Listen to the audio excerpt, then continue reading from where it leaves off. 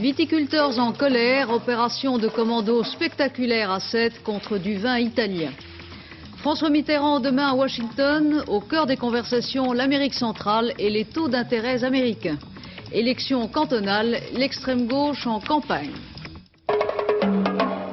Madame, Monsieur, bonsoir. Des camions vidés de leurs citernes, des cuves brisées à coups de masse, des dizaines de milliers d'hectolitres de vin italien répandus dans la nature. C'est une opération spectaculaire à laquelle s'est livré cet après-midi à Sète un commando de viticulteurs qui manifestent une fois de plus leur colère devant les importations de vins bon marché. Un reportage de FR3 Montpellier. C'est à l'explosif que les viticulteurs se sont attaqués au plus important entrepôt de vin importé à Sète. Les viticulteurs ont eu la preuve qu'il s'agissait bien de vin italien. Le commando, entre 100 et 200 viticulteurs, est arrivé à Sète à 16 heures. D'emblée, 2 camions-citernes ont été interceptés en quelques minutes et vidés de leur contenu, le vin se répandant sur la chaussée. Après cette entrée en matière, les viticulteurs se sont rendus au comptoir agricole français. Une partie des manifestants a pénétré dans les chais et endommagé une dizaine de cuves de 600 hectolitres chacune. L'autre partie disposant des explosifs à l'extérieur. 3 violentes explosions ont retenti, l'une atteignant les chais par un soupirail, les 2 autres faisant éclater 2 grosses cuves à l'extérieur. L'ensemble de ces actions a duré moins d'1 heure, une des plus rapides et une des plus grosses opérations de commando de l'histoire de la viticulture méridionale. Le bilan, 27 000 hectolitres de vin qui se sont écoulés en direction du canal. Les manifestants ont ensuite reflué vers le pont de la Pérade, à la sortie de la bretelle de l'autoroute, vers Sète, où d'autres manifestants ont procédé à des contrôles de camions transportant du vin. Les viticulteurs du Languedoc-Roussillon repartent donc à l'attaque et ils ne s'attaquent pas à n'importe qui, Jean-Louis Calmejane. Non, Christine, en effet, c'est Jean-Baptiste Doumingue. Jean-Baptiste Doumingue qui est un gros importateur de vin italien qui est visé là. Et sans jeu de mots, les viticulteurs aujourd'hui ont vu rouge en s'apercevant que bon nombre des cuves, des chais de Jean-Baptiste Doumingue contenaient du vin contenu au départ dans l'Ampellos, ce pinardier sicilien, qui était arraisonné au mois d'août dernier par les viticulteurs. Et les viticulteurs avaient prévenu. Après la condamnation de la France à Bruxelles le 6 mars dernier, ils avaient dit « nous recommencerons ». Et aujourd'hui, effectivement, ils ont voulu frapper un grand coup. Et pourtant, de récentes mesures à Bruxelles avaient permis d'espérer. En effet, nous avions obtenu la possibilité de distiller 7 millions d'hectolitres de vin. En plus, un accord interprofessionnel concernant le prix du vin venait d'être homologué. Mais l'Italie veut toujours exporter vers la France ces 16 millions d'hectolitres d'excédents viticoles. Et vous le savez, le marché commun, c'est la libre circulation des produits. Et les échanges avec l'Italie, de plus, ne sont pas à sens unique. La France et l'Italie produisent ensemble 140 millions d'hectolitres de vin, dont une grande partie de vin de table. Et l'Europe n'en consomme que 120 millions. Reste l'exportation du vin de table, surtout, mais là, nous sommes concurrencés notamment par les Américains, par les Sud-Américains et par les Australiens. Je crois que, Christine, rien ne sera très clair tant que nous ne serons pas parvenus à un accord, à une réglementation communautaire concernant le vin. Et gageons qu'une fois de plus, les ministres de l'Agriculture qui se rencontrent lundi et mardi prochain à Bruxelles auront encore l'occasion de parler de cette réglementation viticole communautaire. Oui, il n'y a pas que le vin qui englue les rouages du marché commun agricole, il y a aussi la bière. Mais là, le cas de figure est inverse. Ce sont les Français qui veulent exporter leur bière en Allemagne et les Allemands qui tentent d'entraver ce flot de bière française. 170 000 hectolitres en 1974 à quelques bouteilles au début de cette année. Cette chute vertigineuse a une raison, l'application très stricte d'une législation allemande ancienne de plus de 4 siècles. Les Allemands reprochent en effet aux Français d'ajouter au malt, à l'eau et au houblon, qui composent traditionnellement la bière, du maïs, afin de rendre celle-ci plus digeste et plus pure, cette enzyme qui n'est pas utilisée en Allemagne. On a ressorti un vieux texte datant de 1516, je vous demande un peu, le lendemain de Marignan, qui prévoyait, dans un petit État qui correspond en partie à l'actuelle Bavière, que la bière ne devait être fabriquée qu'avec de l'eau, du malt d'orge, de la levure et du houblon. Et on prétend maintenant s'en tenir encore à ce texte moyenâgeux. Par une astuce les brasseurs allemands ont réussi à glisser ce texte, dit loi de pureté en Allemagne, dans leur législation. Cette astuce consiste également, de la part des Allemands, à analyser quelques bières françaises prélevées dans un magasin. Ces analyses dissuadent bien sûr les acheteurs éventuels. Ce qui explique l'effondrement du marché allemand pour les 45 brasseurs français. La guerre des bières européennes aura-t-elle lieu? Certes non, mais les Français estiment qu'il y a entrave à la libre circulation des marchandises. Les Allemands sont bien sûr très fiers de leur bière. Ils sont les premiers consommateurs du monde et comptent plus de 1300 brasseries, dont la bière est principalement consommée sur le marché intérieur. Et pour le brasseur allemand, la législation du XVIe siècle se justifie. C'est la plus vieille prescription du monde en ce qui concerne les produits alimentaires. On pourrait se demander si ce n'est pas du gâtisme que de croire au même règlement 465 années plus tard, si ce n'est pas tombé en désuétude. Mais nous sommes d'avis que c'est plus actuel que jamais. Aujourd'hui, nous nous plaignons de tous les coups portés à l'environnement, de matières chimiques et des charges que nous supportons. Alors, il n'y a vraiment aucune raison pour que nous devions encore falsifier en Bavière la bière que nous buvons.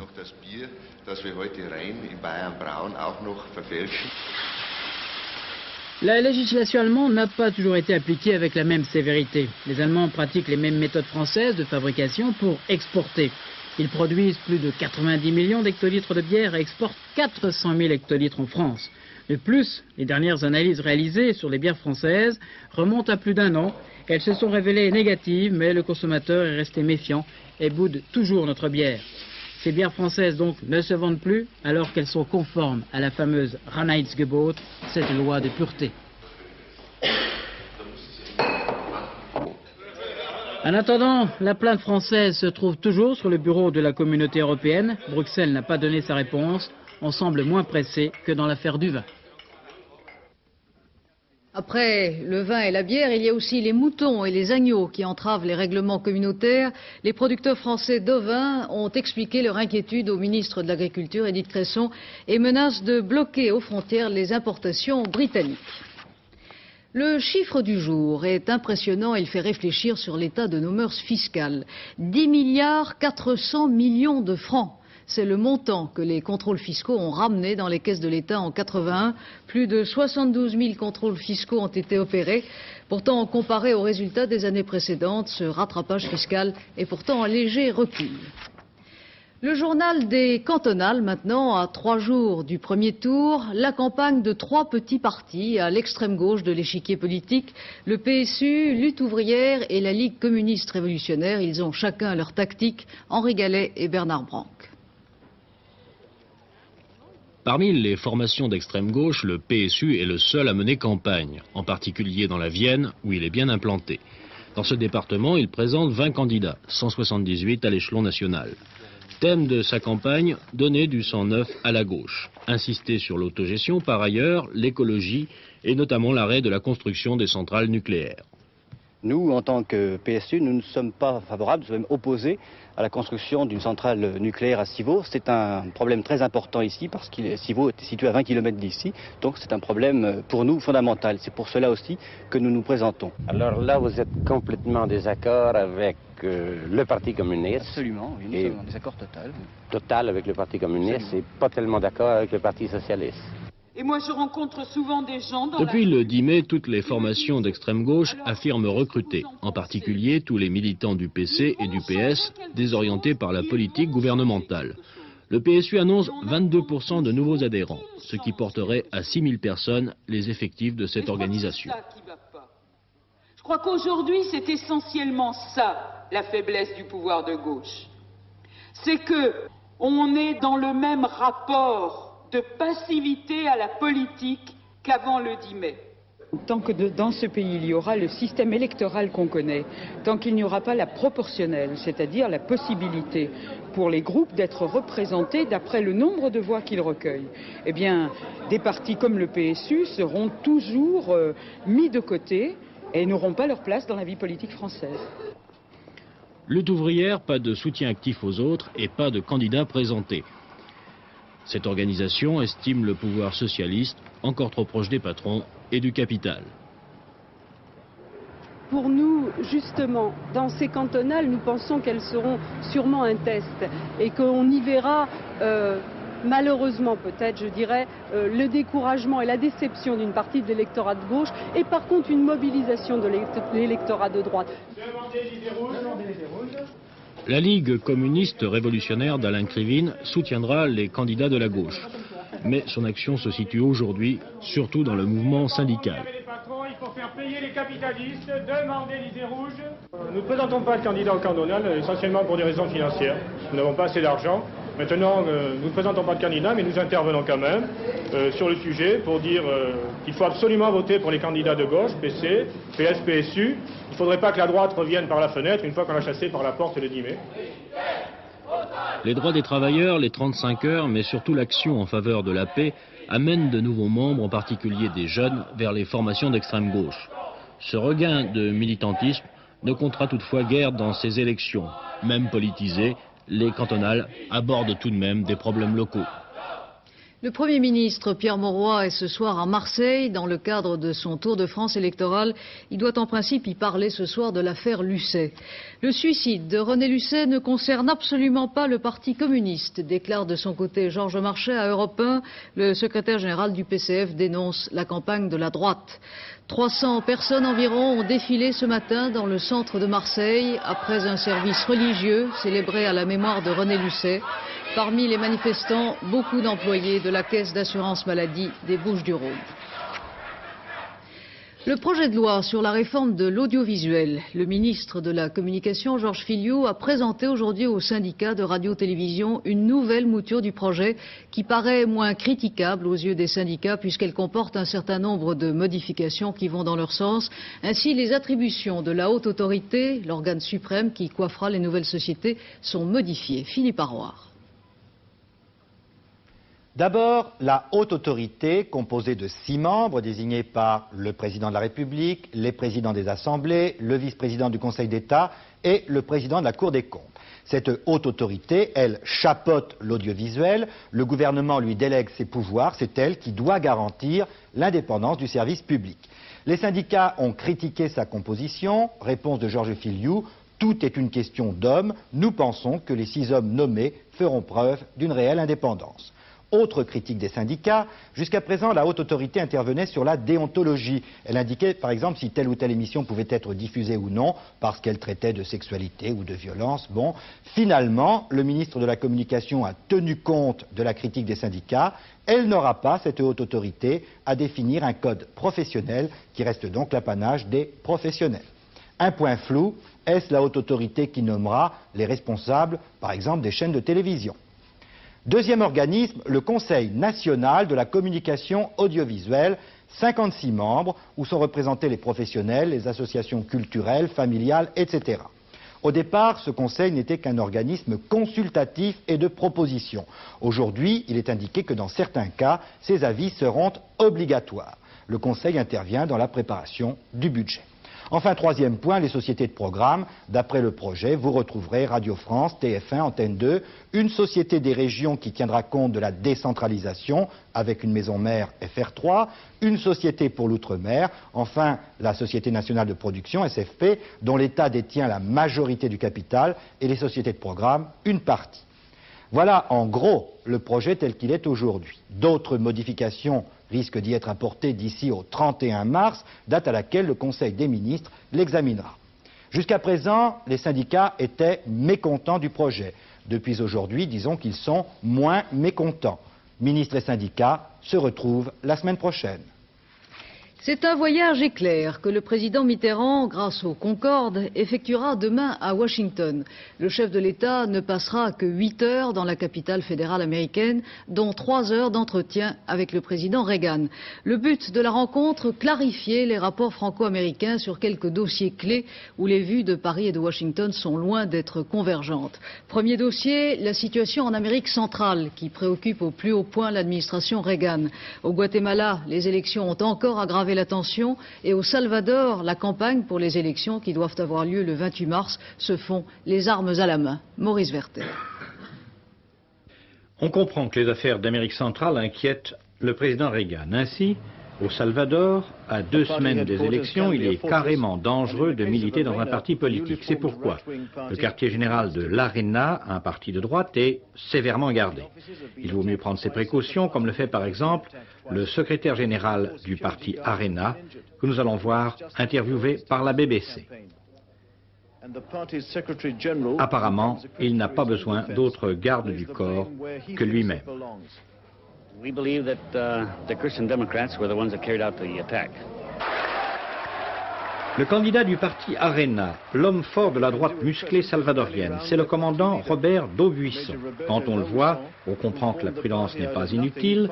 Monsieur Daubuisson, oui, c'est un nom d'origine française, qui s'écrit d'AU, etc. Monsieur Daubuisson a été blessé dans un attentat il y a quelques jours. Il sort tout juste de l'hôpital pour tenir une réunion politique. C'est lui qui a créé Arena il y a 5 mois, rassemblant en un mouvement cohérent les forces dispersées de la droite salvadorienne la plus dure. Pour lui, il n'y a pas le choix. Il dit qu'il faut écraser la guérilla, sinon c'est l'esclavage sous le joug communiste.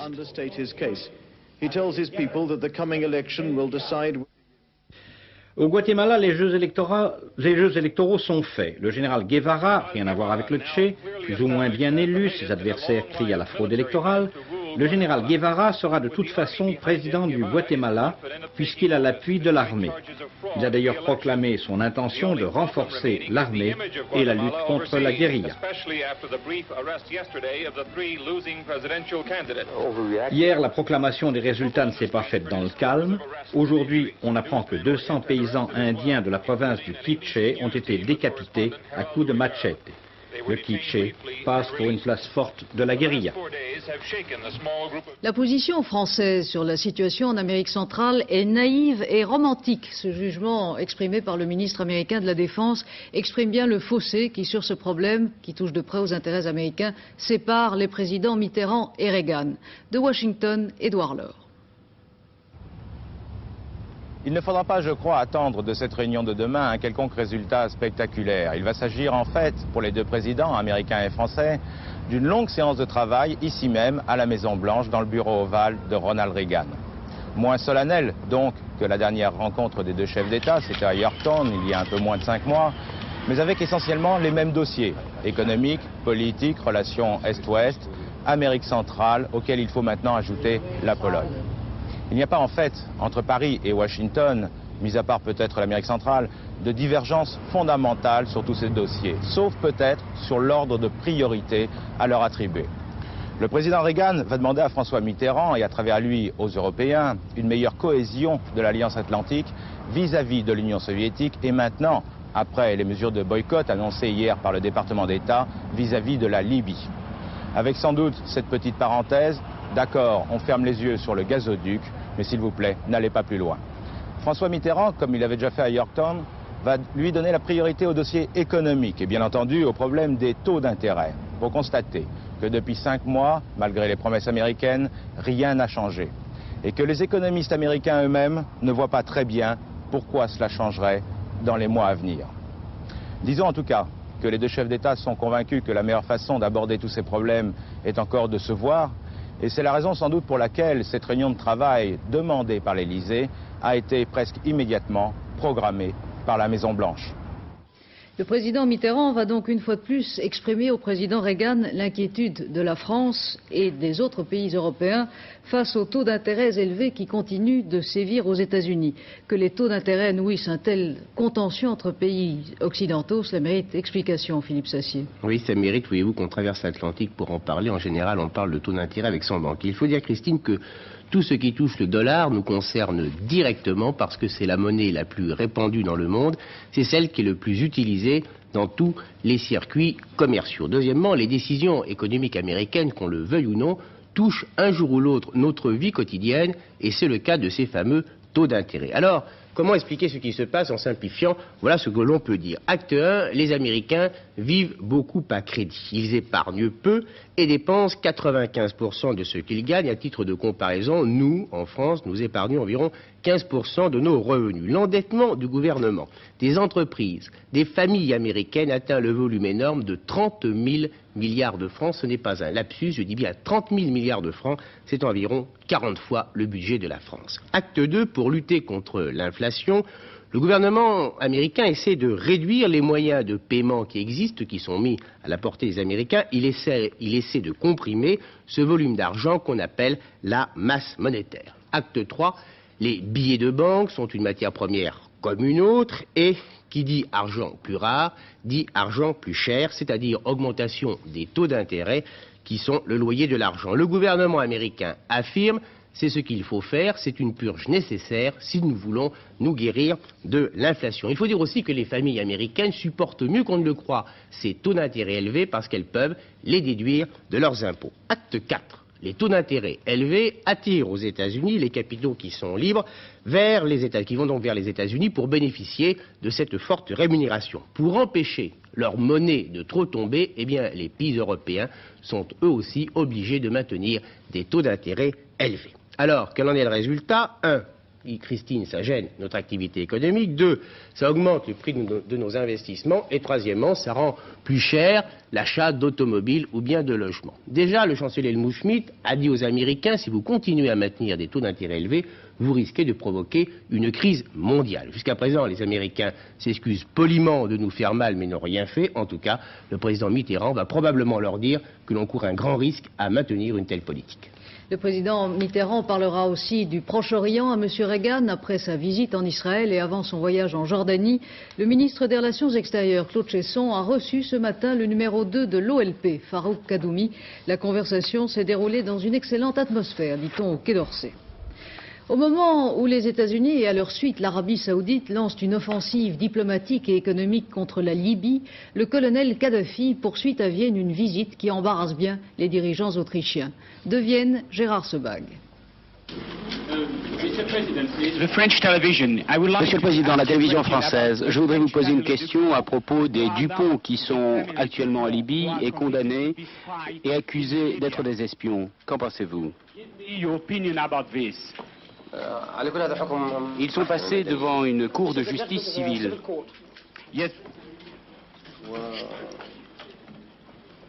Je ne peux pas interférer avec ces décisions.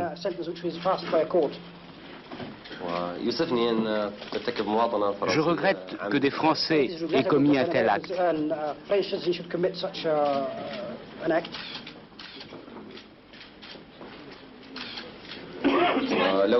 Cependant, s'il y a une possibilité de les aider, nous le ferons. Conférence de presse particulièrement décontractée du président Kadhafi, notamment quand on lui pose une question à propos de l'arrivée au pouvoir du président Moubarak et de la disparition du président Sadat. Réponse très simple.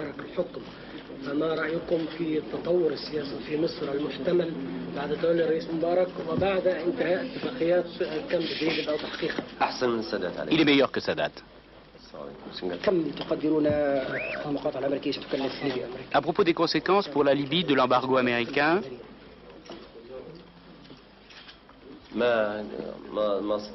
je ne peux pas répondre encore à cette question. Je n'y ai pas pensé. Mais la Libye continuera à vivre et ne se soumettra pas. Turquie, l'ancien Premier ministre Ecevit, qui avait déjà été emprisonné, fait l'objet de nouvelles poursuites. Une enquête contre lui et une centaine d'anciens députés de son parti a été ouverte. Ils sont accusés d'avoir soutenu un syndicat proche du Parti communiste. L'une des institutions les plus chères aux Britanniques est sauvée. Le Times et le Sunday Times, les deux journaux qui menaçaient de disparaître dans le conflit entre les syndicats et le propriétaire australien, les deux journaux sont sauvés. Tous les syndicats, sauf un, ont accepté le plan de redressement qui prévoit le licenciement d'environ 600 personnes. Autodéfense à Aulnay-sous-Bois, un commerçant qui avait mortellement blessé ce matin un cambrioleur a été mis en liberté cet après-midi. La procédure suit son cours. La disparition de Valérie à la Luc dans les Landes. L'homme gardé à vue depuis hier a été relâché et les recherches sont interrompues. La petite fille a disparu depuis samedi. Ravi Shankar est à Paris. Le grand musicien indien, celui qui a appris le sitar aux Beatles et qui a introduit la musique indienne en Occident, Ravi Shankar donne ce soir un concert, un seul, à la Sorbonne. Pour vous consoler, si vous n'y êtes pas, son portrait, Patrice Pelé. Cet homme qui savoure sa promenade un peu comme on boit une tasse de thé, c'est Ravi Shankar, un des plus grands musiciens indiens. Pour ce compositeur classique, c'est pourtant sa rencontre avec les Beatles dans les années 60 qui lui apportera la notoriété, en même temps que la mode indienne déferlera sur l'Occident. Ce n'était qu'une expérience, dit-il. Shankar refuse le label moderne. Je suis un musicien classique. Et quand je joue le sitar, c'est toujours traditionnel et c'est rien moderne. Mais je suis aussi un compositeur. Et parce que ça, j'ai deux identités séparées. J'ai fait beaucoup d'expérimentations avec musiciens classiques de l'Occident, musiciens de jazz, de pop, rock, électronique, toutes les choses.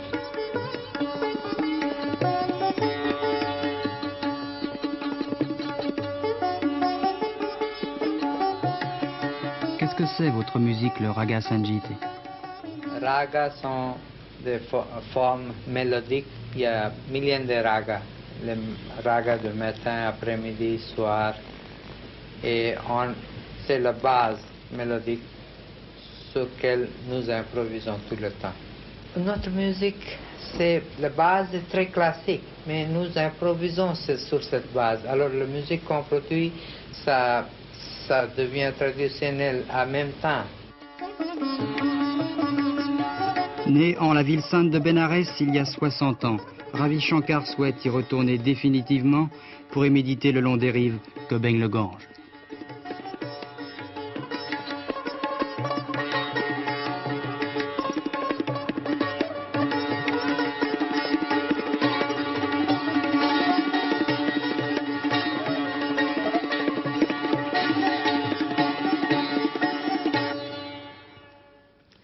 Un mot de sport en cyclisme. C'est un revenant, le Hollandais Oosterbosch, qui a remporté cet après-midi le prologue du 32e Paris-Nice. L'épreuve commence véritablement demain avec la première étape Chalon-sur-Marne-Montreux. Si vous aimez le patinage artistique, soyez au rendez-vous tout à l'heure à 21h40 sur Antenne 2 pour le final du championnat du monde messieurs avec les figures libres en direct de Copenhague. L'Américain Hamilton semble sûr de l'emporter, mais la lutte sera rude pour les deux autres places sur le podium. Les résultats du quartet d'aujourd'hui à Saint-Cloud, il fallait jouer le 12, le 7, le 9 et le 20. Les rapports pour 5 francs dans l'ordre, 282 700 francs 50 centimes, dans un ordre différent, 14 652 francs.